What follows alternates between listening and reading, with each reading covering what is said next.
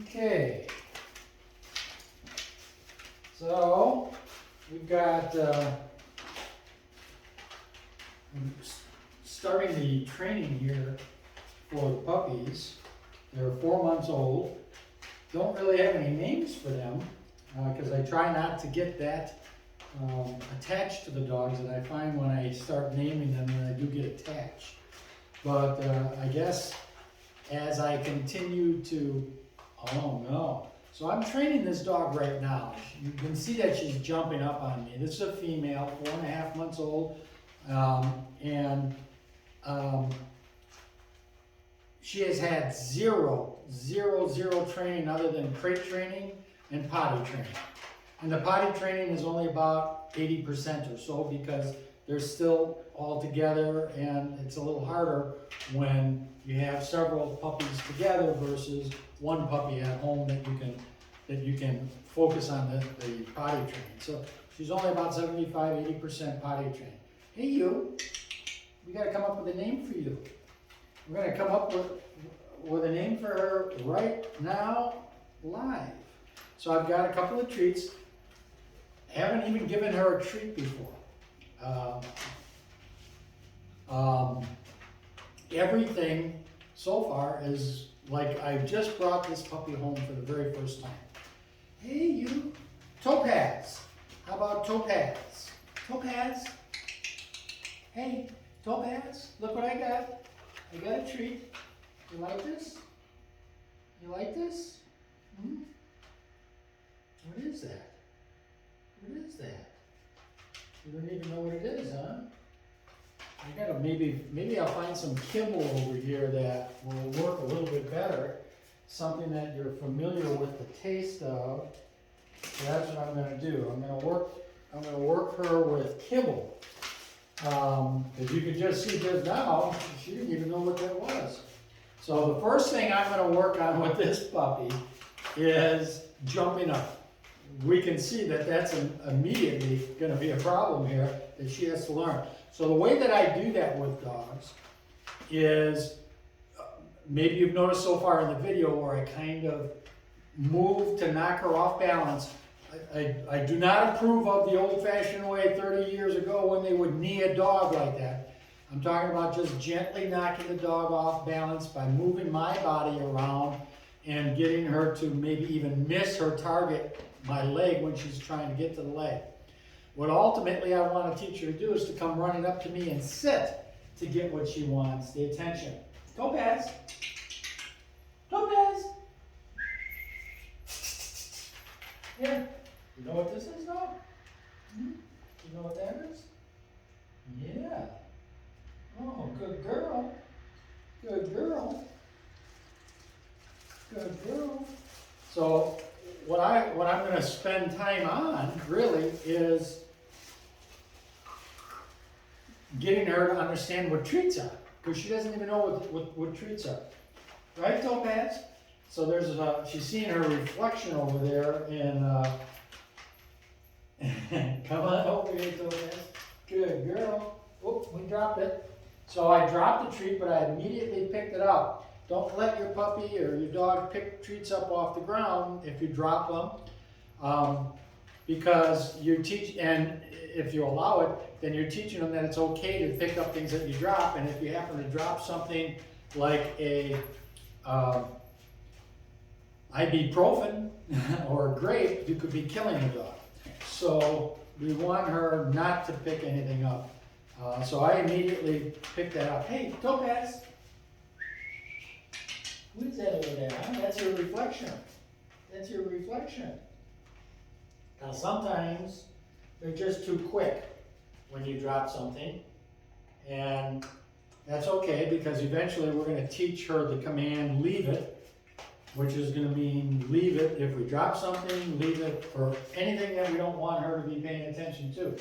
She's really enamored with her reflection. She's never seen her reflection before. But you're coming back. No. Topaz. She doesn't know the command sit. So that's what I'm going to start working on as soon as I have established a little bit more rapport with her where she's responding better to me. I like that she keeps coming back to me. She's never been in this room. She's never been here before, so there's a lot of things off to the side that you can't see on the camera. This is just a storage unit that we have, basically, a little pole barn that I try to use when we have inclement weather. Hey, Topaz, and she's never been in here before. Hey, good girl. All I'm really doing is establishing some rapport with her and letting her know that I have these treats that she comes and gets every time. Eventually what I'm going to try to do is get her to come to me. I don't know if I'll be able to do that today. Get her to come to me and sit. And that's what I'm going to teach her as the way to greet people. Run up to them and sit instead of run up to them and jump. Right, Topaz? Topaz? Good girl. Good girl. Yeah. You like that? You like that? Yeah. Good girl. And I kind of, I'm moving around a little bit. I'm trying to stay within range of the camera as well. But I try to give her a little bit more interest in me by moving. Yeah, hi. Oh, you coming here for another treat? You coming here for another treat? There you go. There you go. As far as treats are concerned, I really don't care what you use for treats with your dog. I personally find that treats that are sold as treats seem to be 300 or 400% more expensive than the same amount of dog food. And so what I try to do to conserve money, I suppose, would be one of the reasons, but also because I feel like I don't want to be taken, is if my dog eats a chicken and rice based food, then I use a beef and rice or a salmon and rice based food as a treat. Some different flavor.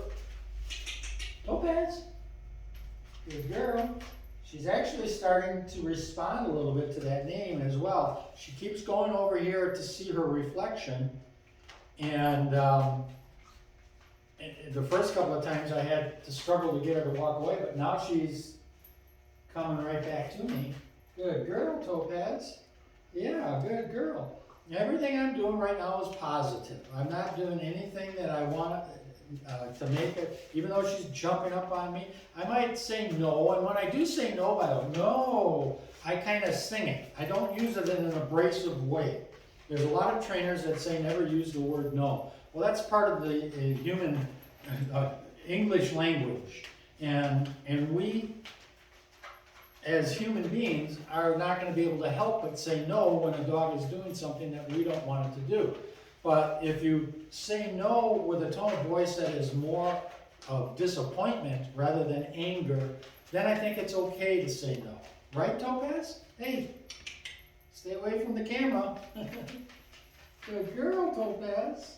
Good girl. Yeah. I don't know how Topaz is coming out on the camera. It was kind of nice this morning, so I had her out with the puppies, the other puppies, and they're all playing, so she's a little bit wet, and so she might be looking a little damp to you, I don't know. Come here, honey. Hi, Topaz. Yeah. Yeah, good girl. Good girl. I do have a collar on her, but I'm not using any restrictions right now. I'm not using a leash. I'm not doing anything except developing some rapport for this dog. Good girl. Hi. No. So I'm now going to try to go to the next level, and that is to see if I can't get her to sit. Now, she doesn't know the command, so I'm not going to necessarily try to teach her the word yet, as much as just try to get her to do it on her own. She's very curious about all of the things that are in here, so keeping her focused on what I want her to do is not going to be easy, but that's okay, because that's real life. That's what you guys are dealing with at home when you bring a puppy home and you have kids running around, or maybe another dog or a cat or whatever. You have distractions as well to try to deal with, right, honey? Come on. So now I'm letting her kind of sniff this, and I'm moving my hand backwards a little bit.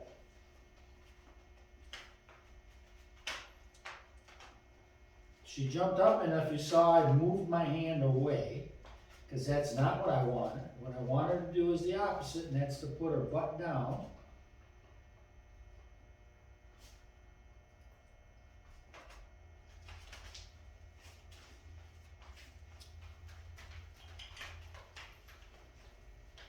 I'm going to try to help her a little bit.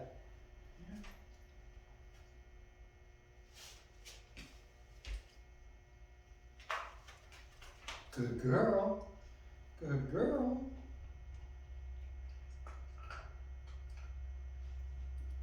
Yeah, good girl. Yeah. So the reason I don't want to say the word yet is I want her to really kind of connect the dots in her own mind a little bit. And even though I had to help her that last time, we got her to sit. She took a couple of treats that way. So now we'll try to get that to happen again and see if we can connect the dots. So I retract when she jumps up. I did say no. I say no, a little disappointment. No. Come on, I want you to figure out what we want. Come on. So I'm going to help her again a little bit. Good girl. Good girl. Yes. Good girl. Yeah.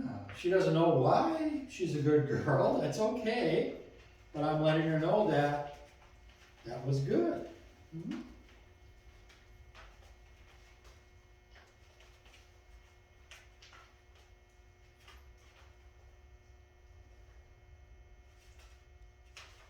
Good girl.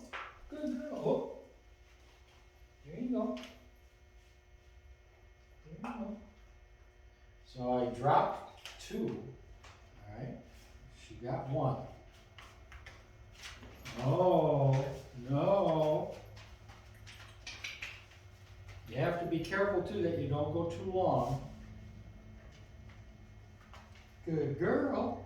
You can see that if you back up the video a little bit, you'll see that now I just barely touched her butt to get it to go down. So we're getting improvements. No. And we still keep going backwards too. You have to be patient. You have to be patient. Come on.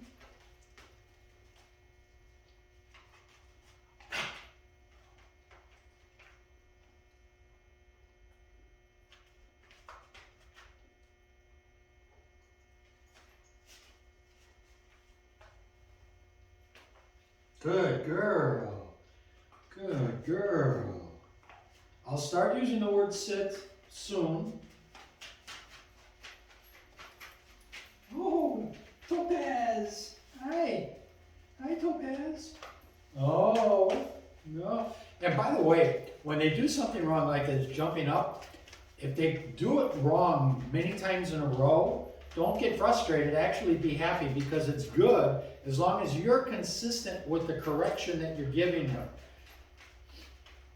Because if they do it wrong several times in a row and you are consistent with the correction, then that'll start to sink in, and they'll in their own mind, they'll try to figure out, well, what do I need to do to get him to give me that treat?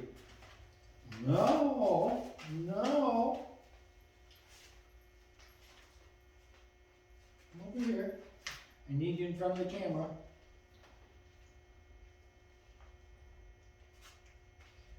Good girl.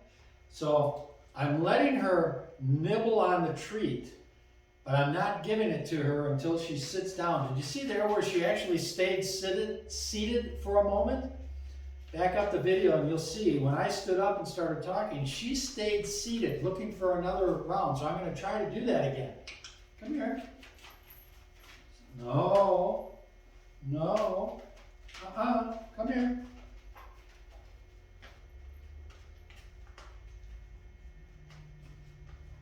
Oh, good girl. Good girl. What? So now that's it. Quit. She did it on her own. I didn't ask her to sit. I didn't touch her butt. She did it on her own. And I don't want to overdo it. We want to quit on a success. I don't want to get so excited that I overdo it. So I need to change right now. I need to do something else so that I can come back to this in a little bit and rehearse it again with her. If I stick with it too long, she's going to get bored with it. She's not going to be happy, and she'll be looking for something else to do. So I'm just changing up the atmosphere for a few minutes so that she can go and do what she wants to do. Typically, with a young puppy like this, what I would recommend at this moment, since we had this good success, is maybe take her outside and let her go potty now. But I want to keep this video going, so I'm going to press my luck on that too. I hope we don't have any accidents in here, right? So, okay, so I've managed to waste maybe 50 seconds or so of time. She keeps coming back to me. I've been ignoring her in the last 50 seconds or so. She's, come on over here. Come on over here. Let's see what happens. So she's trying that. That's her first thing.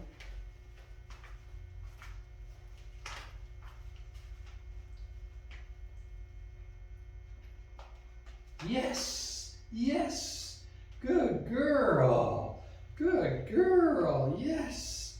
And she's staying seated, so let's see if she looks up to me and looks for another treat when she's done. Okay, she didn't, and she's moving off, and that's okay. Now I'm going to call her back, and I'm going to start saying the word sit. Okay? Oh, I don't need to call you, and I don't have to say, whoa, you're a superstar. Yes, you are, Topaz, you're a superstar. I didn't have to do anything there. That's the end of this moment of training. I'm telling you, go have beer. If you drink beer, go make dinner, whatever you do, don't overdo it. Your training moments should only be, 5-10 minutes long. I don't know how long this video is. Maybe it's 15 minutes for the sake of the video. But quit on a positive and don't try to teach them everything at one time. Don't go to the next lesson. Now, the next lesson might be to teach them to lay down. That might not happen for another week. I might just work on sit for a week until I really have that down, until she's really doing a good job. Try one more time before we turn the video off, right? Topaz, sit. Oh, sit. Yes. Good girl. Good girl. So that's it, guys. Thanks a lot.